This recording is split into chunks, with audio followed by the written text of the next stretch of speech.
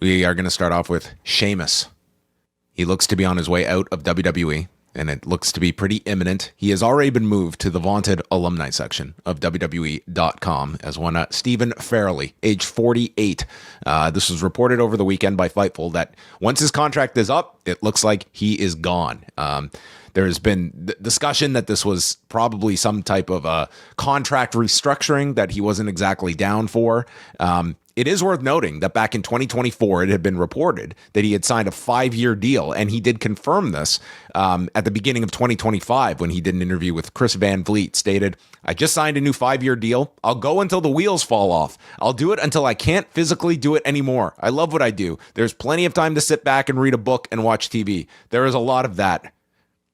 So I don't know if this sounds like a man that is looking to just sit back, throw on Netflix, and catch up on reading. Looks like this man, he's like, hey, I'm 48. I've had X amount of surgeries.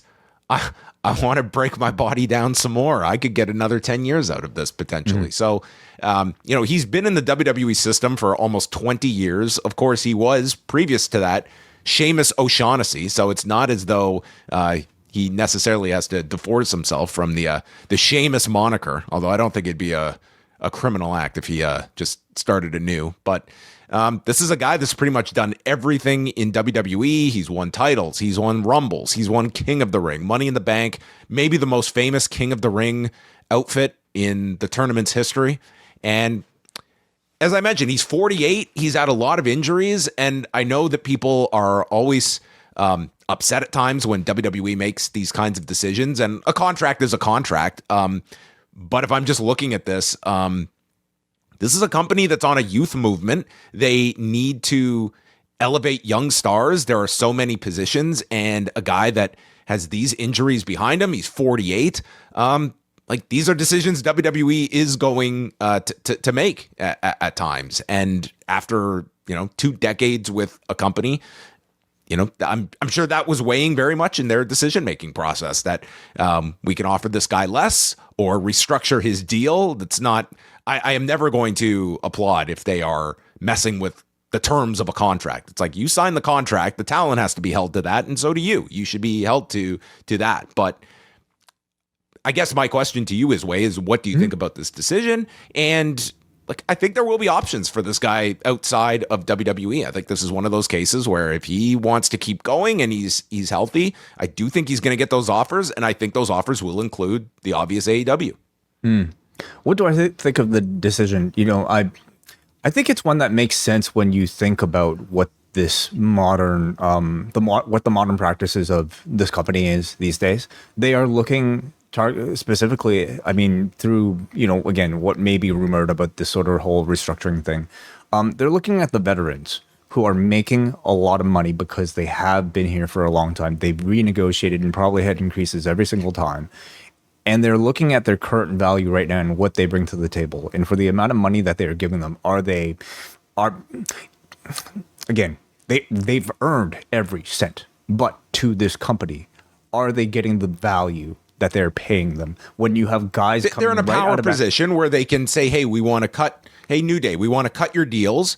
And they have the option to say no, but it's one where, well, they either take the pay cut or they leave. And either way, TKO is fine with that. WWE is fine with that. They're paying a Sheamus X amount. They're paying the New Day X amount. And again, they've earned every single cent of those contracts. So they're probably being underpaid through those contracts that they are, that they last to negotiate. 15% of overall revenues as of 4 years ago. But this is also a company that has a constant stream of new talent coming in from NXT that they are putting a lot more effort into, that they're paying a whole lot less than a Sheamus, than a New Day, than a, Kofi, R-Truth, another example. So it's that era where 10 simply doesn't mean you're going to be here forever.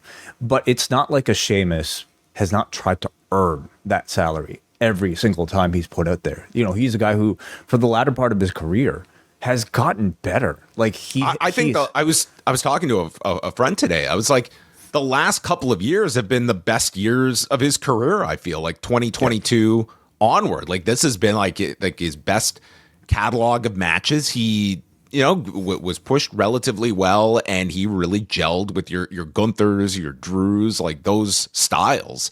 Yeah. And I think that's going to be his audition for the AEW skeptic that is going to be obviously looking at the age, but he certainly has a lot of history with people in AEW, and I think he has a style that will lend itself to at least getting an opportunity in AEW.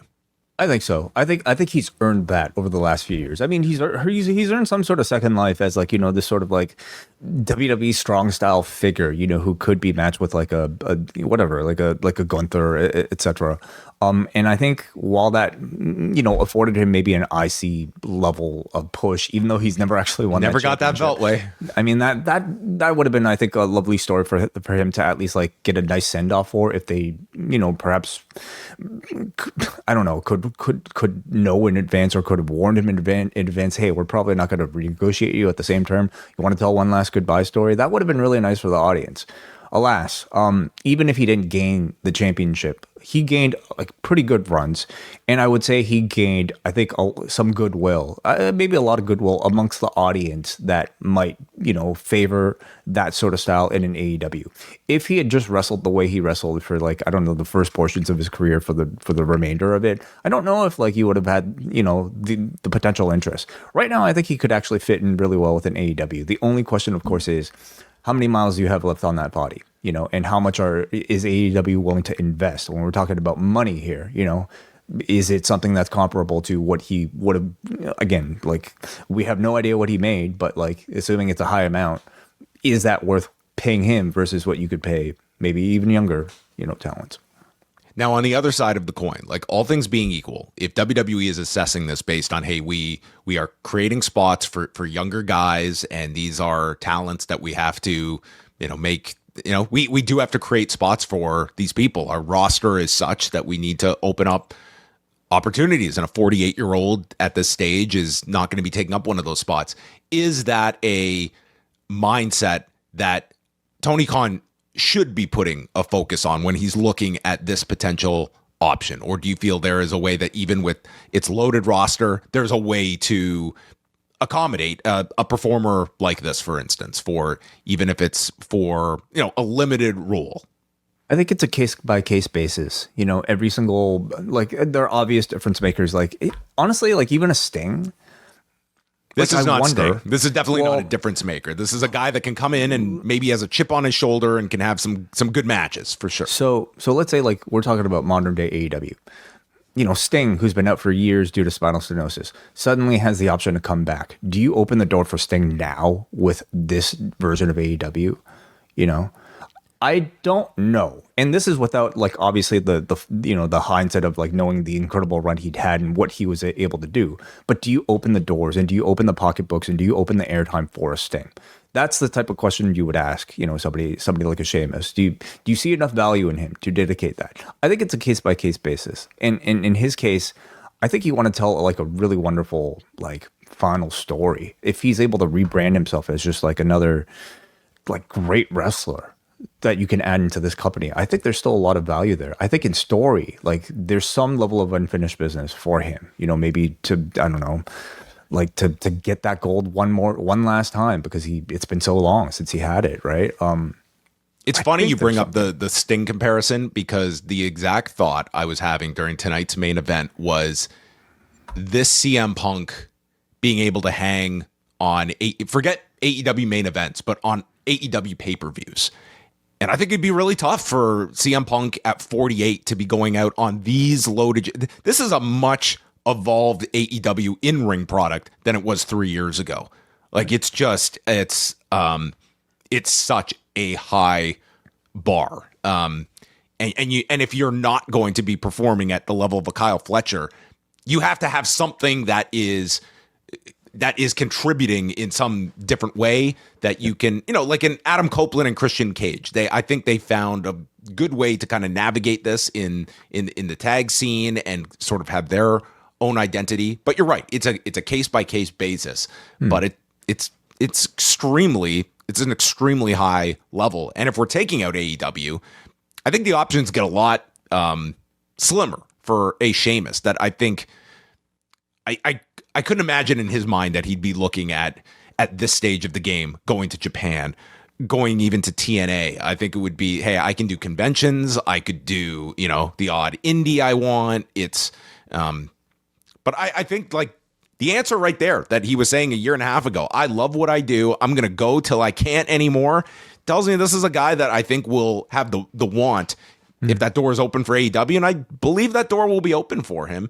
And it sounds like once his deal is up, there's not going to be any no compete. Like this guy, does he mean something at Wembley? Like probably not a big thing, but you do have this show coming up, and he's, a guy that does have a presence from 2 decades of WWE exposure, and at least there will be that novelty coming in of this guy in a non-WWE setting. And I do feel they will, at least for one night only, put the kilts back on and reignite the bar.